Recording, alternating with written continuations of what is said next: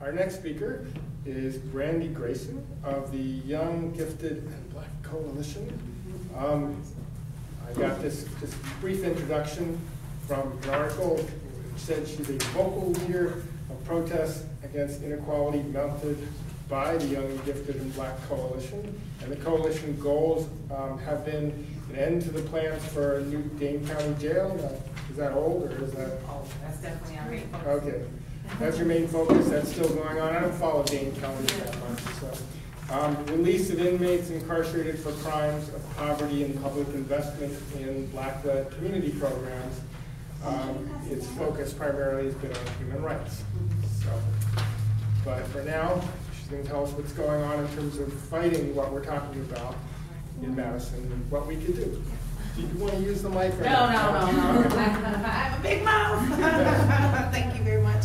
But I'm not a student currently at UW-Madison. I graduated 2012. It took me a few years to graduate from college due to personal reasons and being a mom. But I do hold a degree from UW-Madison in psychology. And I've been working with UW faculty and TAA and a couple union, labor unions, because a lot of the staffers at UW-Madison are part of the unions. And a lot of what we come to understand through conversation and education and learning about the budget and who the budget is going to affect the most, we know for a fact that, of course, brown and black people and marginalized people will be affected the most in this budget cut. Because again, the programs that usually get cut are the programs that you have to fight for. The programs like the PEOPLE program that allow students to go to college, UW system, any UW college of their choice. As long as they get accepted in the program, they do well in high school, then we as a state or we as a program or whatever, I don't even know how it's funded, but they get a choice to go anywhere. That will be one of the first programs that's cut. And that program targets underprivileged children, of course, children that don't have the resources otherwise to go to college. And that program has been very successful for a number of reasons. A lot of our children have went to UW-Madison, UW-Milwaukee, Whitewater, and got degrees. And they also are going to cut the AVID program, which is connected with the UW, which also helps fund underprivileged children to go to college and UW systems, to be specific. And the TRIO program, which helps, and the AAP program that helps underprivileged kids get into UW, provides them with support, resources, helps them sustain, helps them navigate through the system. Those are going to be the programs that cut. First Wave program is another program that was recently implemented at UW, which is a spoken word program, like a creative art program. And kids, again, underprivileged kids get to come utilize their music skills and art skills, and of course they have to do well in school and have a certain GPA, of course, but that program will be cut. So we're looking at the marginalized group being hit the worst, and that's always a consequence of a lot of these policies and decisions made by state and local municipalities. And the reason that I'm here, and I will continue to show up at forums relating to the budget, is because we must understand that our liberation as a people, as humans, are tied together. We're bounded together. And a lot of times we don't understand the connection. We don't make the dots. So this budget has, and you guys are all white, and I'm the black person in the room, and don't feel bad about that, because I'm going to refer to us as such, because that's who we are. So a lot of times when things happen on state and city levels, it affects a certain group of people.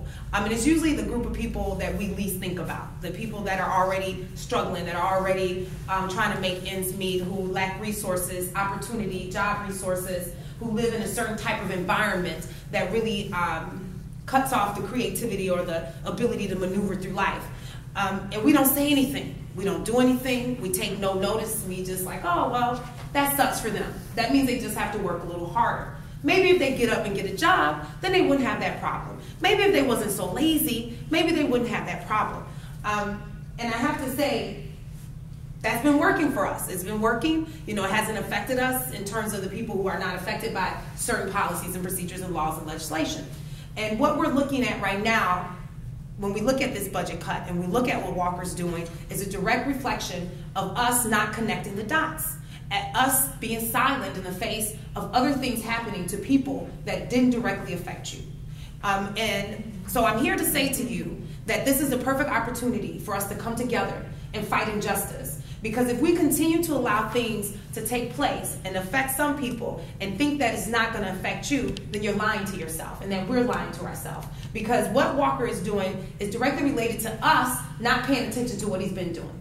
This man has been voted into office numerous times. He was recalled, we voted him back in. So that is a direct reflection of us, not really him, because we really gave him the power to do it. We said, hey, go ahead and do what you're doing. It's cool. You know, a lot of your policies that you enacted affected the poor. Poor people lost housing. They lost resources. One of the biggest things that Walker changed, especially in the city of Madison, that affected things was the fact that he changed housing laws. Housing laws that used to say, if you have a Section 8 voucher, if you have assistance and stipends to help pay your rent, landlords couldn't do certain things. They couldn't require 3 to 4 amount of money for, whatever your rent is. So if your rent's $700, they couldn't require you to make $2,100 because you have a voucher. It doesn't make sense. If you could make $2,100, then you wouldn't need a voucher. Well, Walker changed that. So even when you have a voucher, you still have to make that amount of money. So what happens to poor people who have these vouchers? Then they can't find housing. They can't find housing. What does that equal for us as citizens? That equals more homelessness. That equals more crimes because people are desperate, and if they're committing crimes, they're getting locked up. Who houses them? Who pays for this? We do. We pay almost $100 and some a day to house each individual that's sitting in our jails. What does that tell us as a people? What are we willing to invest in, and what should we be investing in? So when the state and the city and the county comes and says, hey, we're going to build a new jail, and we're going to spend $161 million to do it, even though we already spend about $35,000 to $40,000 a year per inmate to house them, we're going to invest another $161 million. What do we say? What do? We do nothing. We say nothing. No one rejects. No one stands up and says, wait a minute, hold on. Let's think about what we're doing.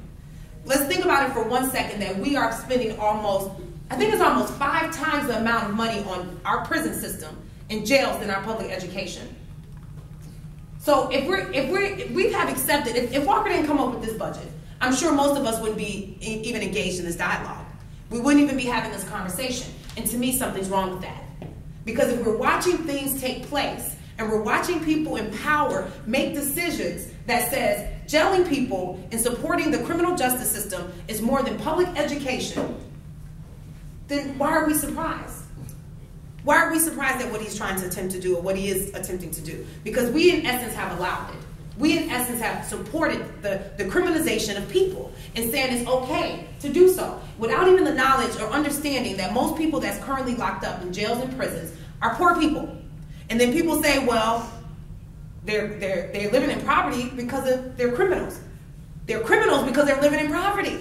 Poverty is the crime. When you don't have anything, you don't have resources and opportunities, and we as a people say that, you know what?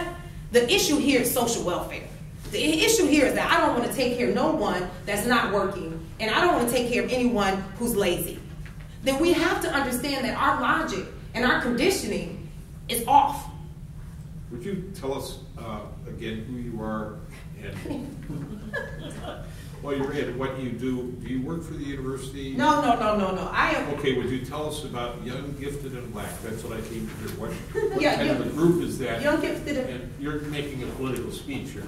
Well, that's what I'm here for. I don't need to hear. But that's okay if you don't want to hear it. That's cool. But that's what I'm here for. And I came here to express my opinion. That's who I am. You don't care.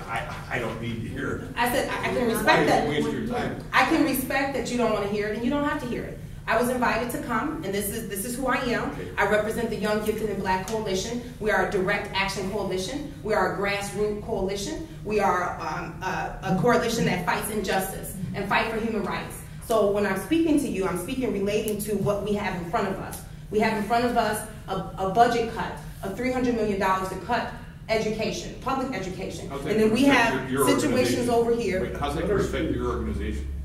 I'm sorry? Your organization, Young, Gifted, and Black. Uh-huh. You're talking about him cutting your budget? Is that what you're trying to say? Yeah, let her speak, please. I'm just here as an activist. I'm one of the organizers. So are we. Let her give a presentation. And that's why I'm here. Question and answer. Okay. That's why I'm here. I'm here as an activist, and you don't have to agree with my message. You don't have to agree with my statements. That's okay. That's the whole thing about what we do. Like, democracy is not about agreeing.